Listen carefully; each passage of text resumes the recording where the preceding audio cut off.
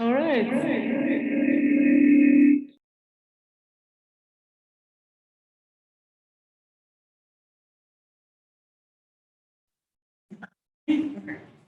Okay, can you hear me like this?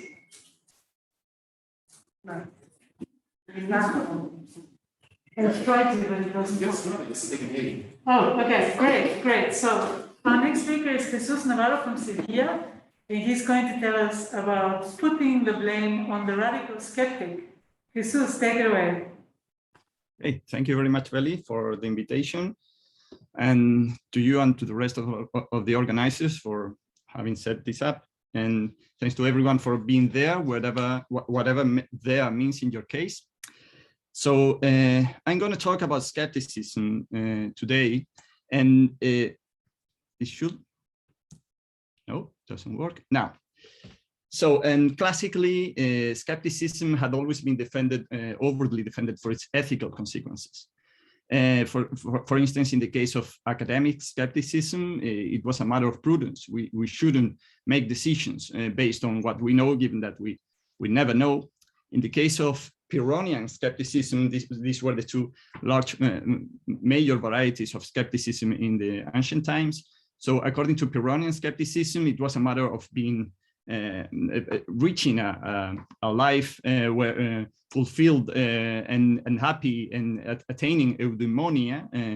And in the case of Renaissance skepticism, before Descartes really made a huge change in this respect, skepticism was defended for as a worldview that promoted tolerance and open-mindedness. So classical skepticism in general had these ethical consequences in mind, and this left the door open to some forms of criticism. We could blame each of those skeptics for these views when those goals were not actually promoted.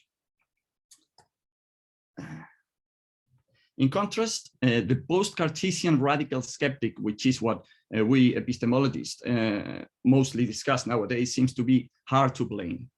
And this is either because skepticism, some authors claim, has no ethical implications whatsoever, or because those implications are not or may not be the right kind of reasons to blame the skeptic.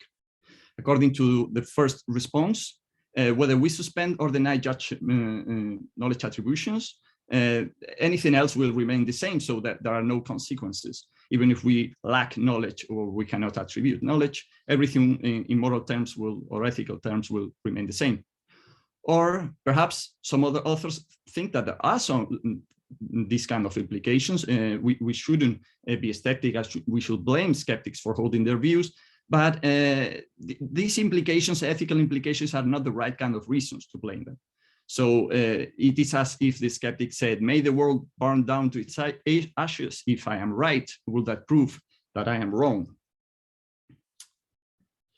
So one way or the other, the skeptic seems to be hard to blame, and he dares us to challenge. This is sometimes called in the literature the skeptical challenge. Dare to refute my view for purely epistemic reasons, not considering whatever ethical implications may follow for them.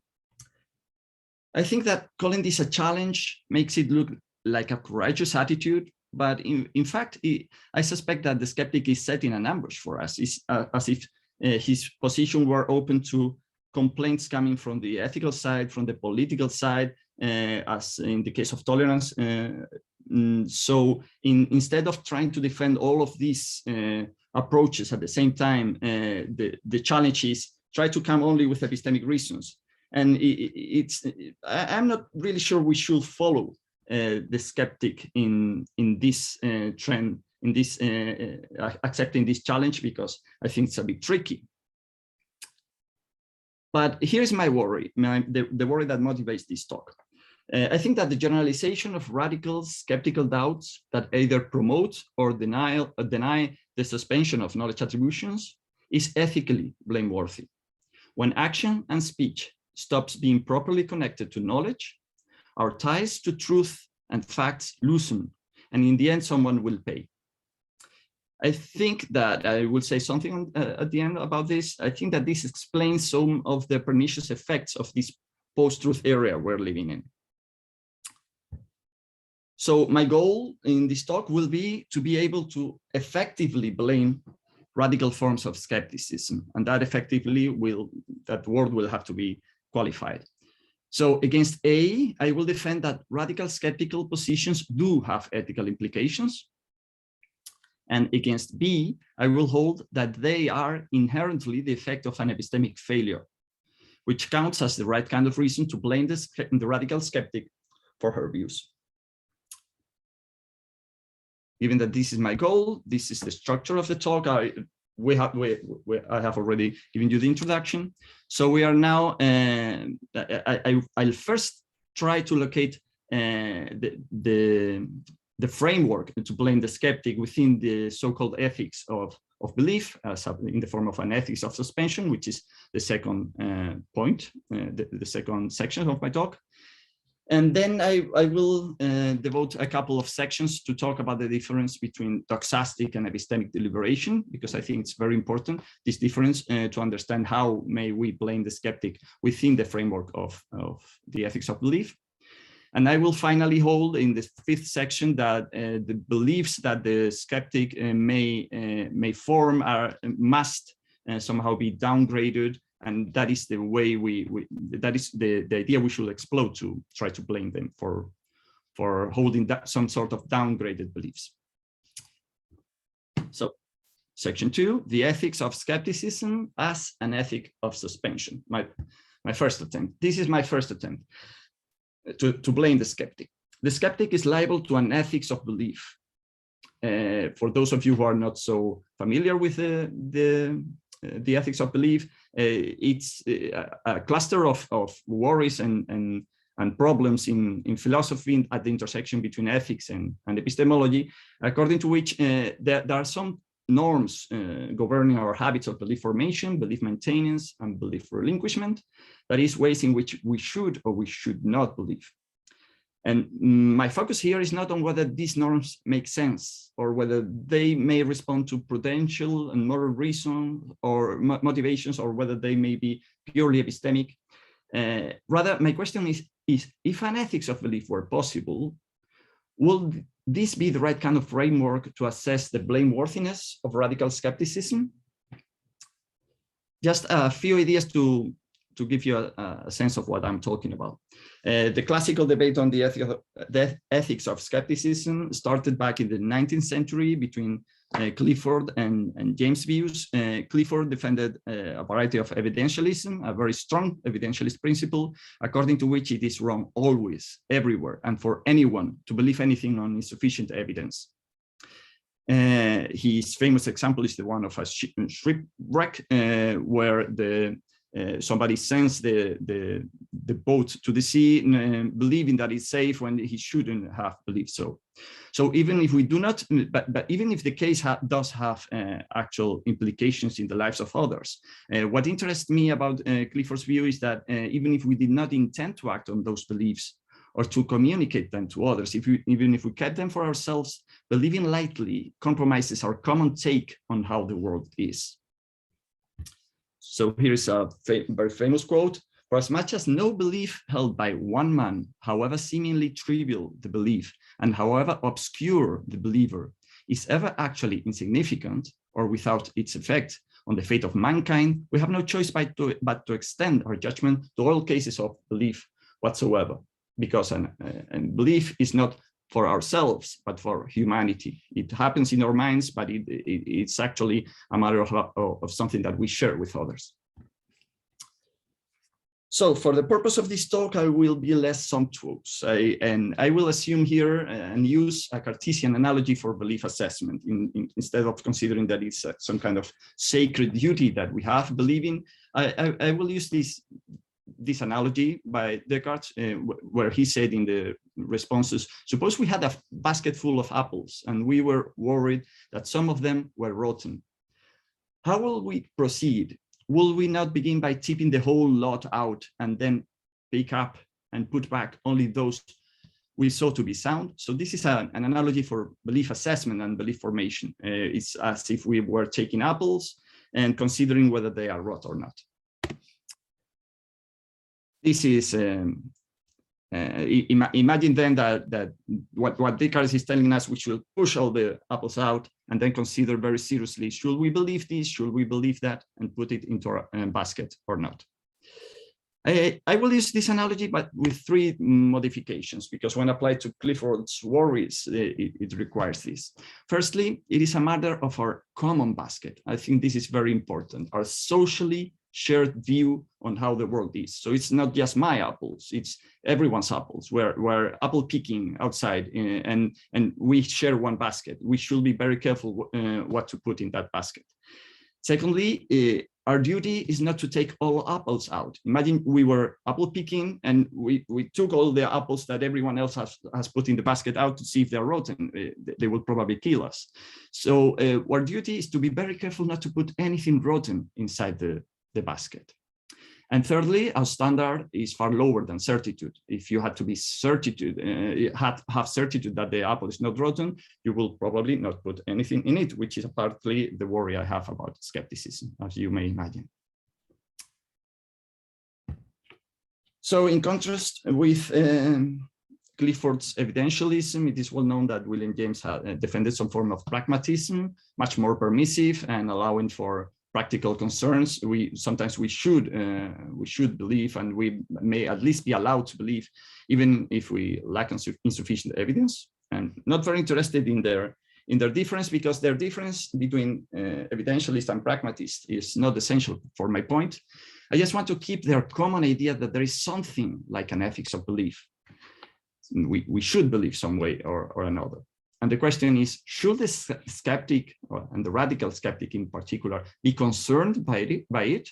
May we blame the skeptic on such basis? This is my question. Well, I think that one of the implications of James's point is that not just belief, but also suspension of belief has a cost. In the light of James' point, we may define something like the ethics of suspension. He said, you may be very, you, Clifford, may try to be very demanding, to impose very strong demands on belief formation, but even belief suspension is something you should also be careful about, because it does have consequences. So prima facie, this looks like the proper place where we may discuss how blameworthy the skeptic is. So here is my first attempt then. The skeptic benefits from our social struggle to figure out how the world is, but she does not contribute to it at all. She is but a free rider who benefits from the cognitive struggle of others. She is blameworthy for not putting anything into our basket. This is my first attempt to blame the skeptic then, but I think that against this attack, the skeptic may hold at least these 2 things. First, she may assume that she is a free rider. Okay, I'm not putting anything in the basket, but this will be an ethical fault, not an epistemic one. In fact, epistemically, the skeptic cannot do better. He tries to know it, but she shows that there's no way to attain it, to attain knowledge. So given that ought implies can, she declares herself innocent and blameless from the charge of free riding. I'll get back to this reply later, but by now let me focus on the second possible reply that they may have, the radical skeptic, which is to adduce that she's not even free riding at all, because belief is not the primary target of her skeptical claims, but knowledge. She does contribute with beliefs, even if she thinks she knows nothing. In fact, according to the skeptic, that is what everyone is actually sharing. Nobody knows anything, but we all share what we believe about the world. So if anything, according to this response by the skeptic, it is the rest who are blameworthy. They believe they are contributing with knowledge to our common social cognition about the world, but in fact, they're just putting beliefs. However, I think that this response relies on a strong distinction between doxastic and epistemic deliberation, between the process of forming a belief and the process of considering whether one knows. And what I will do is to elaborate this distinction in section 3 and then criticize it in section 4, because I think this is underneath the skeptical's response. So I arrive to section 3. We may tell two kinds of cognitive deliberation processes apart. One is doxastic deliberation, do I believe P, which takes information as its input. You gather all information, you consider it seriously, and this process has a psychological cognitive state as its output, which is of 3 different kinds: belief, disbelief, or suspension of belief. In contrast, epistemic deliberation is the question, do I know P? And we may understand it as a process that has belief as an input, I do believe P, and an assessment of its epistemic status as its output. So once I am aware that I believe this, there are 3 options. Do I know it? Or perhaps do I don't know it? Or should I suspend my knowledge attribution? I do believe this, but I don't know if I know it. So this is more or less the way the deliberation processes happen according to the skeptics style. First, we take one apple and information, and we think, should I believe this information? And then I put it into the basket. And once the apple is in the basket, I wonder, but do I do this, which, so to speak, is as if I said, does this apple that I have put in the basket, does this that I do believe shine somehow? Is it so good as to be considered as knowledge? Skepticism in its 2 classic varieties is a claim about epistemic deliberation. The Pyrrhonian skeptics says that epistemic deliberation should always end up in suspension, or almost always, whereas the academic skeptic says that epistemic deliberations should all end up in denial. We never know. We put apples, but they're just beliefs. So here is how the skeptic may elude an ethics of suspension. The ethics of suspension is an ethics of belief suspension. The skeptic's point is about epistemic deliberation, whether we know. The skeptic denials or suspends knowledge attributions, but not beliefs. The skeptic may contribute with her beliefs, even if she's reluctant to say that they know it or that she knows it.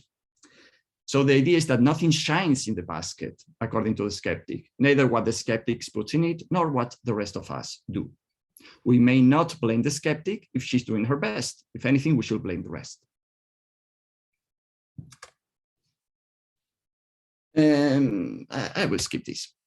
So I think that this independence between doxastic and epistemic deliberation should be disputed, and it's what I'm doing now in section 4. This response by the skeptic relies on the idea that doxastic and epistemic deliberation are fully independent. It's one thing to consider, do I believe? And it's another thing to consider, do I know? But I will draw a twofold strategy to show that they are internally related. My first part in this strategy is to show that doxastic deliberation is transparent, a technical term that shows that somehow it is the byproduct of epistemic deliberation, and I will develop this in a moment. My second strategy, or the second part of my strategy, is to define a broad notion of epistemic risk that will allow me to show that the skeptic fails at the epistemic level.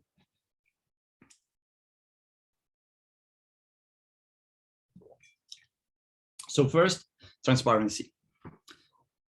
Doxastic deliberation is not simply the detection of what someone who happens to be me believes. We assess the beliefs of others independently of their truth. Whether they are right or wrong, we try to figure out what they believe, and we attribute a belief to them disregarding truth. But rational doxastic deliberation in the first person requires considering the truth. I look at the world, not at myself, to figure out what I believe. That is why doxastic deliberation is transparent. You don't look into your mind, you look into the world. And a very related point in this respect is the idea that I do not detect my belief in such deliberation, but I constitute it by wondering, and most importantly, by wondering not just what I believe, but by trying to figure out what I know. So this was the picture I showed you before with deliberation processes, skeptic style. But if I don't have the time to elaborate the idea of transparency and the constitution of beliefs through deliberation, but to give you a sense of what I'm after here, my view in this respect will be very different. I think that whenever we wonder whether we should take some piece of information and put it into the basket as a belief, what we try to figure out is whether we know it. We're wondering, this apple that I'm taking, does it shine? Do I know it? And as a byproduct of that process of epistemic deliberation, you put it into the basket, because perhaps because you think you know it, or perhaps because you are convinced that you know it, but you're putting the apples into the basket. The doxastic product is a byproduct effect of the epistemic deliberation. Why is this so? Because we must try to know what a P in order to properly believe that P. You cannot simply put something in the basket unless you have really struggled to know P. So from this perspective, doxastic deliberation is a byproduct of epistemic deliberation. And okay, I've just connected it with the analogy of the apples. So there's a worry or a possibility here, which is whether we should understand that this is an effect of the knowledge norm of belief that some authors have been defending. I prefer to set this up in terms of goals and aims than of norms, but I won't have the time to develop this here. So my second strategy against that reply by the skeptic is to define a broad notion of epistemic risk. According to the narrow definition of epistemic risk, which is the most extended one in the literature, epistemic risk is simply the risk of false belief. The presence of epistemic defeators, reasons that we have to hesitate that we got things right, triggers our epistemic risk response motivating suspension. And that is what the skeptic exploits. There are always undefeated epistemic defeators of different kinds, undermining, undercutting, etc. So there is always some degree of risk, of epistemic risk, according to the skeptic. All other risks involved will be practical and therefore irrelevant for the radical skeptic. They were relevant for the Pyrrhonian skeptic, or they were relevant for the academic skeptic, or for skepticism in the Renaissance with Montaigne or Francisco Sanchez, but they are not relevant for the radical skeptic. So with this starting point, what the skeptic says is, okay, I'd be a free rider by not contributing to social cognition, but so what? I will be ethically blameworthy for not considering risks that are not epistemic, but I will be epistemically blameless. However, I would like to propose, as I have said, a much wider notion of epistemic risk, such as the simple idea that there is a close possibility that something we value epistemically be imperiled. This allows us to identify a large variety of epistemic risks. There will be veridic risk, for sure, and the one we formerly considered epistemic risk in the narrow sense, which is the risk of forming a false belief. But there will also be evidential risks, the risk of lacking evidence, which I have discussed elsewhere. Or there will be justification risk, which I think is different from veridic risk. It is one thing, the risk of being wrong, another thing, the risk of not being justified, at least from an objective perspective. And most importantly, there's also the risk, what I would like to call the suspension risk, which is the risk of ending up in belief suspension. Enriching our epistemology with these concepts will allow us to track many ways in which things may end up wrong with respect to our epistemic values. So I'm relying here on an assumption, which is that epistemically we value belief over belief suspension. And one may say, really, disregarding the truth value of the belief or we are suspending? And I think, yes, we value belief over belief suspension insofar as our belief could be true. Just like we value a lottery ticket over the lack of the lottery ticket, even if it's most probably a loser. So imagine if it's not just most probably a loser, but it really looks like it could be a winner. We do certainly value the lottery ticket more than lacking the lottery ticket, if that is the case. So, but most importantly, my assumption is only that there must be a minimal value added to having a belief over suspending a belief. That minimal difference is enough because we should consider it at some point. So from this perspective, even if the source of blameworthiness is ethical, it results inherently from an epistemic failure. The skeptic's failure is not pure and simple ethical, being a free rider or not considering practical effects. The failure is that she evaluated theoretic risk as higher than suspension risk. This is a failure to properly assess two kinds of epistemic risks, no, not epistemic risks against other kinds of risks, and is thus subject to genuinely epistemic criticism. The skeptic seemed to say that, epistemically speaking, you can't be too careful. There's always risk of being false, but you can be too careful in one epistemic respect if you are not careful enough in another. So a combination of my first and second strategies will show that first, a failure to properly assess the epistemic risks involved, not recognizing the presence of suspension risk, you may lose something important, which is holding a belief, blocks the positive outcome of epistemic deliberation. And given that doxastic deliberation is transparent, this failure in epistemic deliberation necessarily compromises the process of belief formation. So it's not just a matter that you suspend your judgment regarding the knowledge attribution, it is the belief itself that is somehow affected because of transparency. So it is not that the radical skeptic fails to contribute to social cognition at all, as my first attempt was, but that she will always have to contribute with something less valuable than a full belief. And this is what I will flesh out in the final section.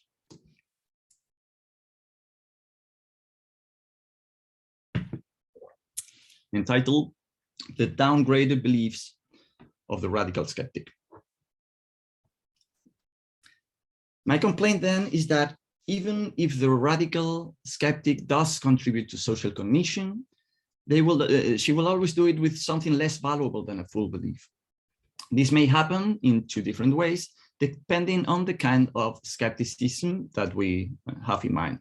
According to Pyrrhonism, I will show that they may only hold mere opinions, and according to academicism or academic skepticism, they may only hold degrees of credence. So first, according to Pyrrhonism, we may never or hardly ever attribute knowledge. We may know, perhaps we do know, but we never know if we know. That relies on the denial of the KK thesis, but I don't have time to explain this. So such skepticism never says simply, plain and simply, how things are, but only what they seem, because they could be otherwise. And the Pyrrhonian skeptic never acts on facts, but only follows the appearances. And it's very typical to say that they follow the habits and customs of society, but they do not believe that the world is as society thinks it is. Actually, they do not hold a world view properly. They do not hold beliefs, but mere opinions in a technical sense, which are states which are in some way detached from the rational capacities of the agent. And they are, in fact, irrational decisions of the will. It is as if the skeptic could never simply assert P, not even with respect to the most evident things that we know, but only I am not mistaken that P. I have a nice example about this in a picture by Woody Allen, Midnight in Paris, thanks to Alba for reminding me where it was, where there's this typical character, the know-it-all character, who knows a lot about art, for instance, and each and every sentence that he utters starts by the words, if I am not mistaken. If I am not mistaken, Picasso painted this marvelous portrait. Well, of course, you are not mistaken. You know a lot about what you're saying. So the worry is that, according to Pyrrhonian skepticism, opinions are not even about the world, but only about appearances. because as such, they are just expression of one impressions. We could say that it is as if they are expressing this disjunction, if I am not mistaken, P. So this gives us two possibilities, not P, because I am mistaken, and P. And he has no reason to prefer not P, I am mistaken, over and above P. So in the end, they just express an attitude towards what things look like, but not about what things are. So according to the analogy that I said, what the skeptic in the end puts into our basket is not about the facts. It is only about the way things look like. So they're not putting anything rotten into the basket. That's okay. They're very careful not to put anything rotten in it. But they're actually not putting apples. They're putting something else. They're putting assertions which are about appearances, but not about things. So that will be a complaint against that form of skepticism. Whereas according to academic skepticism, regarding academic skepticism, my worry is different. Remember, academic skeptics said that we never or hardly ever know. They deny the knowledge attribution. So they are certain, which is in some sense self-undermining. They do, as Socrates allegedly famously said, they do only know one thing that they don't know. So keeping always veritic risk in mind, the academic skeptic just assesses how probable it is that P, but it's hardly ever certain that P. That probability is never or hardly ever 1. So accordingly, she never holds full beliefs, but only degrees of credence, probabilistic estimations regarding P. And akin to this position is Bayesianism nowadays, as this was already defended by Carneades in the ancient times. But Bayesian epistemology nowadays is a framework where the concepts like belief or knowledge tend to be sidelined because they are full concepts that may show the way ordinary folk people deliberate, but they are not serious or rigorous enough for epistemology. So credences, there is a worry here, that is that credences and full beliefs do not seem to be mutually reducible. Full beliefs can be held with more or less conviction. You may have a full belief, but not be totally certain about it, but they do not come in degrees, as Barn has very convincingly shown, and another. It may be rational to hold a belief even with a relatively low probability estimation. Perhaps not a 5% estimation that can be true, but with a 45 estimation, it's perfectly rational. 45% estimation that something is the case, it might be perfectly rational to still believe that it is the case. And there is a crucial difference remains between actually believing a proposition and just assessing how probable it is. Our whole set of credences, this is my main worry, our whole set of credences will never constitute anything like a consistent and coherent worldview, because in the end we're just making estimation about independent facts that they could even not be compatible among them. So my worry with respect to academic skepticism is that, at least in this case, even if they're putting apples, I mean, they are assessments about the facts, not about appearances. They are just pieces of apples. Whenever they take an apple, there's always something that looks a bit fishy. And so they take a part out of the apple, and pieces of apple is not what we're supposed to put in our basket when we are apple picking. So what the academic skeptic looks like this. He almost puts no apples in our common basket. He's not contributing to our worldview, but with estimation and credences. And the closest thing to a full belief that we may get from an academic skeptic is a bet. A bet when you do not only estimate, but you say, this is what's going to happen. This is the case. This is P. However, again, bets are practical decisions. As such, they do not track how the world is. They are overtly motivated by practical goals and by the agent's personality, by her risk profile. Some people may be prone to bet under certain circumstances or not to do so. So in one way or the other, the skeptic fails to produce the required outcome. She will either communicate the probability assessment which in fact arouses doubts. And I think this is what happens in some cases. Or she will just make a bet, but the bet may be practically motivated, but it's not epistemically rational. For instance, I think that this may have happened with science communication sometimes during these COVID pandemics, when, for instance, regarding vaccines, an expert is asked, do we know that the vaccines are safe? If that expert is not a skeptic, he may simply say, yes, we do know that the vaccines are safe. But if he or she is an academic skeptic, she will only give you probabilistic estimations. For instance, they are safe to a 90%. So you may put this to your child. And in a situation like that, a lot of parents are reluctant to do so because estimations, in fact, do only produce and arouse more doubts. And they do not properly work to communicate what we do know about the world.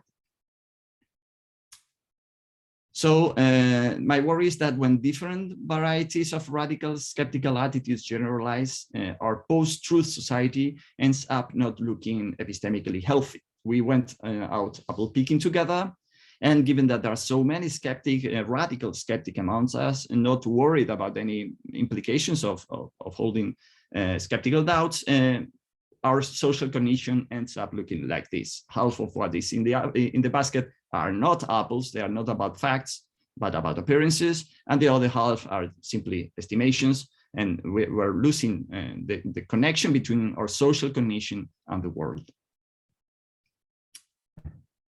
So I just have my conclusions to give, which is one slide. I have nothing against healthy doses of skepticism, but regarding the radical skeptic, I think that she's ethically guilty of being a free rider of social cognition. This is the effect of an epistemic failure, namely the one of not properly balancing different kinds of epistemic risk. The complaint is not that she does not contribute at all, which was my first attempt, but that she never contributes with what we need, plain and simple beliefs, takes on how the world is. She only produces mere opinions about how things seem, or credences, which are either cold estimations or motivated bets.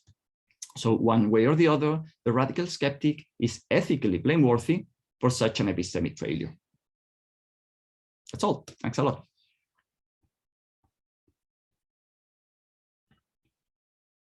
I hope you've been hearing all of this.